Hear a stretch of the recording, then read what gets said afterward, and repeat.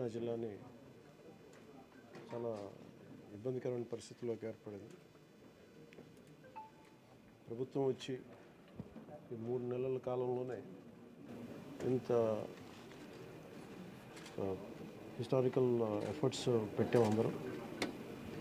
గౌరవ ముఖ్యమంత్రి గారు కూడా చాలా వ్యయ ప్రయాసాలతోటి సహాయక రెస్క్యూ ఎఫర్ట్స్ అన్ని చేపడతా ఉన్నాను. నేను నా తరపు నుంచి పంచాయతీరాజ్ డిపార్ట్మెంట్ తోటి ఎప్పటికప్పుడు సమీక్షలు చేస్తా ఉన్నాను. లాస్ట్ టూ డేస్ నుంచి ముందస్తుగా అందరూ అనుకున్నట్టుగానే ఇది వర్షం ఎక్కువైంది, తను వచ్చి సహజ వరద అనుకున్నాం. ఆ తర్వాత రికార్డ్ బ్రేక్లో అసలు ఎవరు ఊహించిన విధంగా గత 50 ఏళ్లలో ఎప్పుడు రానంతగా వరద నీరు చేరడం, ముఖ్యంగా తెలంగాణ నుంచి అక్కడ పడ్డ వర్షాలు, అక్కడ వాగులు ఇవన్నీ వచ్చి ఫైనల్ కన్వర్జింగ్ పాయింట్ బుడిమే మన వైపు రావటం, దానికి మనం విపరీతంగా నష్టపోవడం. అలాగే ముఖ్యంగా విజయవాడ ఎందుకు ఇంత గురైందని చూస్తే ఇది కొంత అవుట్లెట్ తీసుకోకపోవటం. బేసిక్గా గత ప్రభుత్వం చేసి ఉండాల్సింది, ఇవన్నీ కొంచెం దృష్టి పెట్టుండాల్సింది, వాళ్ళు పెట్టలేకపోయారు. సో వాళ్ళు చేయలేకపోయినా కానీ భవిష్యత్తులో ఈ రోజున ఈ సహాయ కార్యక్రమాలతో పాటు భవిష్యత్తులో ఇలాంటి ఎంత అకస్మాత్తుగా ఇలా వచ్చి మనం ప్రజలు ఇంత నష్టపోకుండా ఉండాలంటే ఏం చేయాలి? ఖచ్చితంగా ఈ వరద నీరు తగ్గగానే, రిసీడ్ అవ్వగానే దీని మీద ఒక ప్రాపర్ ప్లానింగ్ తోటి ఈ వరద నీరు వెంటనే దీని అవుట్లెట్ కాలువలు ఉండేలాగా దాని మీద ఈ ఫ్లడ్ కెనాల్స్ని ఎలా ఏర్పాటు చేయాలనేది గౌరవ ముఖ్యమంత్రి గారితో కూడా దీన్ని చర్చిస్తాం. ఇందాక కూడా మాట్లాడుతూ ఉంటే ఇన్ఫర్మేషన్ ఏమంటే బుడమేరుకు సంబంధించి కొంత గత ప్రభుత్వం కంప్లీట్గా విస్మరించింది ఈ ప్రాజెక్ట్స్ని. చాలా ఇప్పుడు మీరు చూస్తే మొన్న వాళ్ళ ప్రభుత్వం ఉన్నప్పుడు కూడా ఈ మన అన్నమయ్య ప్రాంతానికి పింఛా డ్యామ్ కూడా సరిగ్గా మెయింటెనెన్స్ చేయలేక నష్టపోయారు. ఒకటి కెపాసిటీకి మించి వరదలు వచ్చినాయి. ఒక్క ఆంధ్రప్రదేశ్ సంబంధించి మన తెలంగాణ నుంచి పడ్డ వర్షం కానీ అవన్నీ కూడా ఇది ఆంధ్రప్రదేశ్కి ఒక ముంపుగా ఏర్పడ్డాయి. దానితోడు ఈ అవుట్లెట్స్ లేవు, ఫ్లడ్ కెనాల్స్ సరిగ్గా నిర్మించుకోలేకపోయాం. ఒకటి మన స్టేట్ బైఫర్కేషన్ నుంచి ఇప్పుడు దాకా మన ఇన్ఫ్రాస్ట్రక్చర్ ఇలాంటి భవిష్యత్తులో జరగకుండా, నగరాలకు ఎలాంటి ముంపు వాటిల్లకుండా ప్రతి నగరాన్ని కూడా నేను అసెస్ చేయాల్సిన అవసరం ఉంది. ప్రస్తుతం విజయవాడని ప్రత్యేక కోణం నుంచి దీని మీద దృష్టి పెట్టాలి. అదొకటి ఫ్లడ్స్ అయిపోయిన తర్వాత ఆలోచిస్తున్నాం. ప్రస్తుతానికి సిసోడియా గారు చెప్పడం దీన్ని డిజాస్టర్ మేనేజ్మెంట్ హెడ్గా, స్టేట్ డిజాస్టర్ మేనేజ్మెంట్ హెడ్గా మా దృష్టికి తీసుకొచ్చింది ఏంటంటే ప్రస్తుతం రిసీడ్ అవుతున్న నీళ్లు పెరగట్లేదు. రేపటికి ఇది మనకి ప్రకాశం బ్యారేజ్లో 5 lakh క్యూసెక్స్కి 5 దాకా వచ్చేస్తుందని చెప్తా ఉన్నాను. సో మేజర్ ప్రమాదం మనం తప్పింది. అంటే చాలా అదృష్టవశాత్తు ఇది భగవంతుడి కరుణ అనుకోవాలి. ఆల్మోస్ట్ ఒక 10-12 వేల క్యూసెక్లు రీచ్ అయ్యి ఉంటే అసలు టోటల్ అసలు మనం ఊహించిన ప్రమాదం జరిగి ఉండేది. అసలు మన ఎవరో కూడా అన్కంట్రోలబుల్గా జరిగి ఉండేది. ఒకటి ఇది మేజర్గా చెప్పాలంటే ప్రకృతి విపత్తు. ఇంకొంచెం తక్కువ స్థాయిలో మనం డ్యామేజ్ అయ్యిండేది ఒకటి బుడమేరు కనుక గత ప్రభుత్వం సరిగ్గా మెయింటైన్ చేసి ఉంటే. ఎందుకంటే వాళ్ళు అన్నీ చిన్న ఇరిగేషన్ ప్రాజెక్ట్స్ కూడా సరిగ్గా కనీసం వాళ్ళు ఈ లాకులు కూడా రిపేర్ చేయలేకపోయిన పరిస్థితులు ఉన్నాయి వాళ్ళకి. సో ఇప్పుడు వాళ్ళని తిట్టి కూడా ప్రయోజనం లేదు. ఎందుకంటే ఇది ముందు మనం ప్రస్తుతం మా చేతిలో ఉన్నది ప్రభుత్వం ఏమన్నా మేము ఏం చేయాలని ఆలోచిస్తామని ఉన్నంతలో మొత్తం కూర్చోబెట్టి దాదాపు ఇండియన్ ఎయిర్ ఫోర్స్ నుంచి, నేవీ నుంచి, హెలికాప్టర్స్ ద్వారా, అలాగే డ్రోన్స్ ద్వారా ఫుడ్ సప్లై అన్నీ చేస్తూ ఉన్నాం.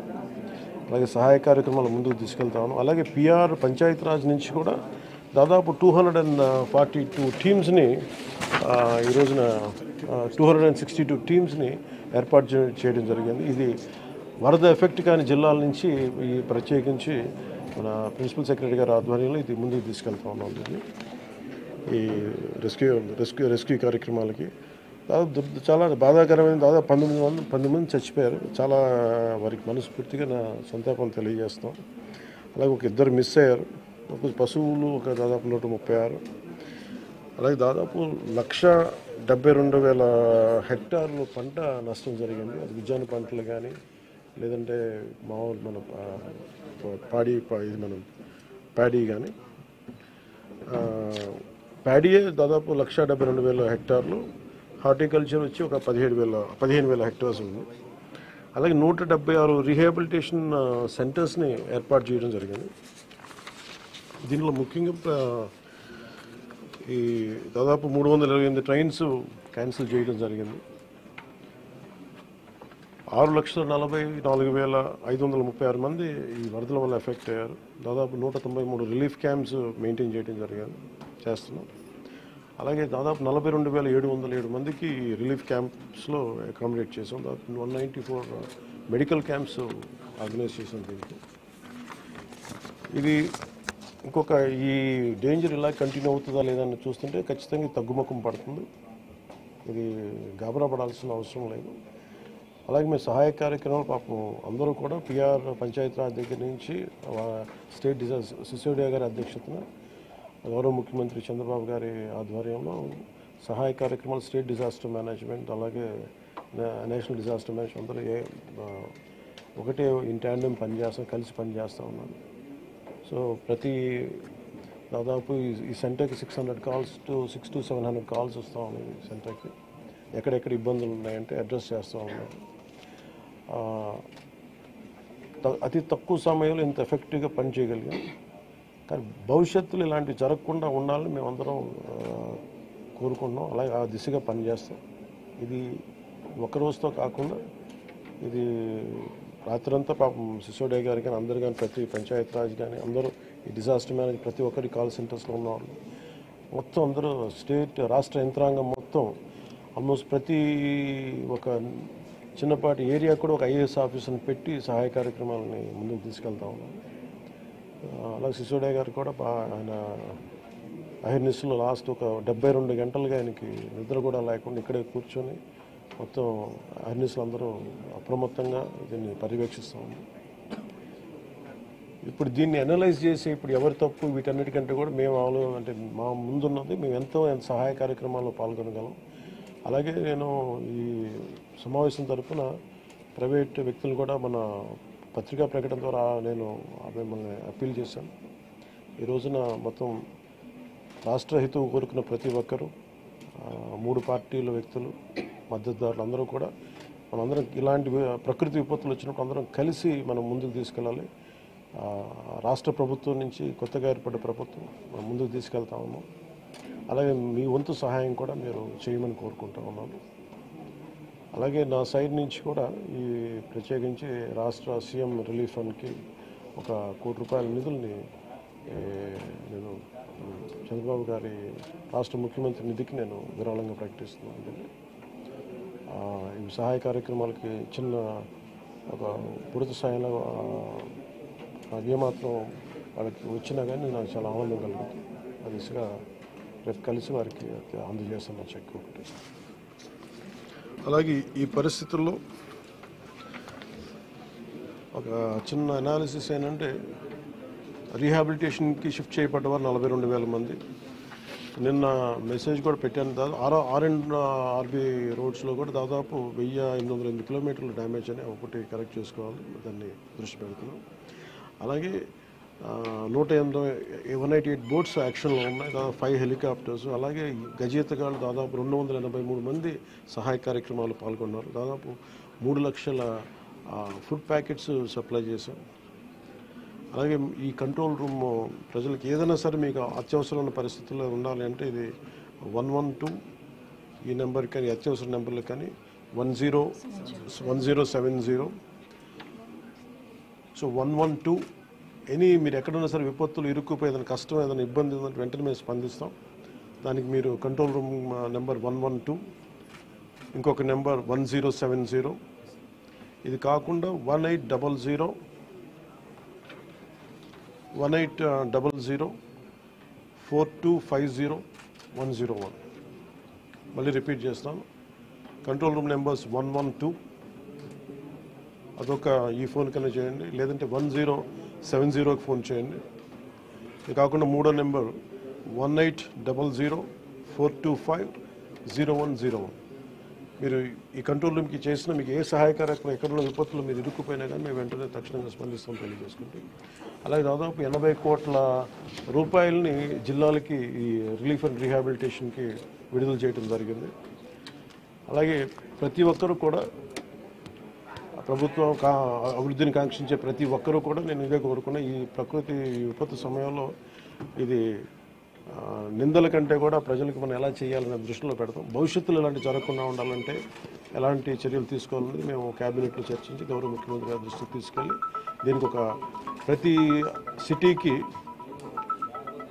సిటీకి ఒక మాస్టర్ ప్లాన్ తయారు చేయాలి. ఫ్లడ్ మేనేజ్మెంట్కి ఒక మాస్టర్ ప్లాన్ ఉండాలి. అందుకని ఆ దృష్టిలో పెడతాం భవిష్యత్తులో. Thank you. అంటే ఇది ముందు రోజే అనుకున్నాను. యాక్చువల్గా ఇది మా దృష్టికి ఏంటంటే ముందు 1వ తారీఖు అనుకున్నప్పుడు అందరూ ఏమన్నారంటే మీరు వస్తే ఇది మాకు ఈ రిలీఫ్ ఆపరేషన్స్కి ఇబ్బంది అయిపోద్ది, మాకు దయచేసి మీరు ఈ రిలీఫ్ ఆపరేషన్ మీరు అడ్డం అయిపోతారని చెప్పేసి వారి సూచన మేరకు నేను ఆగిపోవాల్సి వచ్చింది. ఇప్పుడు కూడా ఒకసారి వాళ్ళ నిర్ణయం తీసుకొని వాళ్ళు టేక్ కాల్ వెళ్తే అది సహాయపడాలి, కానీ మళ్ళీ ఇంకొక కేయాటిక్ మీకు తెలుసు కదా, అందుకని దాన్ని దృష్టిలో పెట్టుకుని కొంచెం తటపాయిస్తున్నాను. అంత గురించి లేదు, కొంచెం ఇబ్బంది లేదంటే ముందంటే మెయిన్ అధికారులు పాపం గత 72 గంటల నుంచి వాళ్ళు నలిగిపోతారు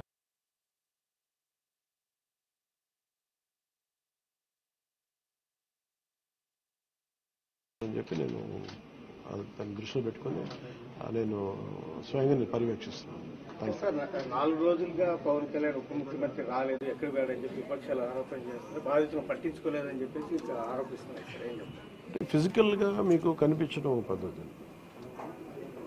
అంటే వాళ్ళు ఏమనుకుంటారంటే నేను బోట్ వేసుకొని రెస్క్యూ చేయడం కుదరదు కదా, బాధ్యతలు లేకుండా ఎందుకుంటాం. అది ఏంటంటే అనాలి కాబట్టి అంటమే తప్ప ఎంటైర్ మీరు చూస్తే మా పిఆర్ మెషినరీ, మన పిఆర్ పంచాయతీరాజ్ మెషినరీ మొత్తం ఎంటైర్ వర్క్ చేస్తాం మా సైడ్ నుంచి. అంటే అట్లేం కాదు సార్, ధైర్యం చెప్పడానికి కూడా రాలేదని చెప్పేసి వాళ్ళు ఆరోపణ చేస్తున్నారు కదా. అది నేను అట్లా అనుకోవట్లేదు. అంటే ఏమైపోతుంది, ధైర్యం చెప్పడానికి వెళ్ళి ఒక్కసారి మీద పడ్డారు అనుకోండి. పరిస్థితులు ఎలా ఉంటాయంటే ఇప్పుడు నేను మొన్న పింఛా డ్యామ్కి దీనికి వెళ్ళాను.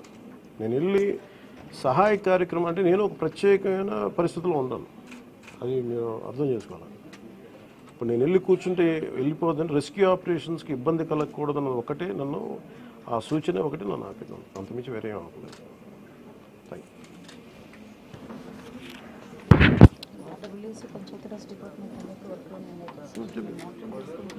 అలాగే నిన్నే చెప్పాను అంటే పంచాయతీరాజ్ కానీ, రూరల్ వాటర్ సప్లై కానీ, ఇంజనీరింగ్ డిపార్ట్మెంట్ కానీ ఇవి కన్సిస్టెంట్గా పనిచేస్తున్నాయి in tandem with rescue operations. So దాన్ని కూడా మీరు దృష్టిలో పెట్టారు. సార్, హైదరాబాద్ తరహాలో ఇక్కడ చెరువులు అవన్నీ కబ్జాలు అవుతున్నాయి కదా, వాటి విషయంగా ఏమైనా మీ గవర్నమెంట్ దృష్టి పెడుతుంది?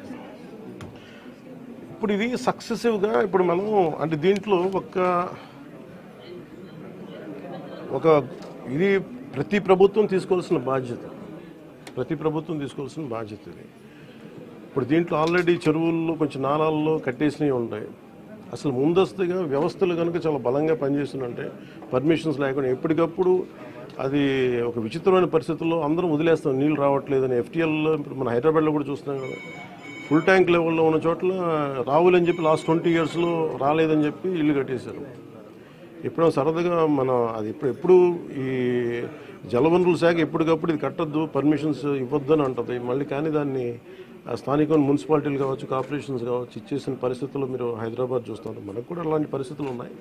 ఇది సక్సెసివ్గా జరుగుతూ ఉండింది. దీన్ని ఎట్లా అడ్రస్ చేయాలనేది ఇది ఒక సోషల్ ఇష్యూ కూడా అవుతుంది.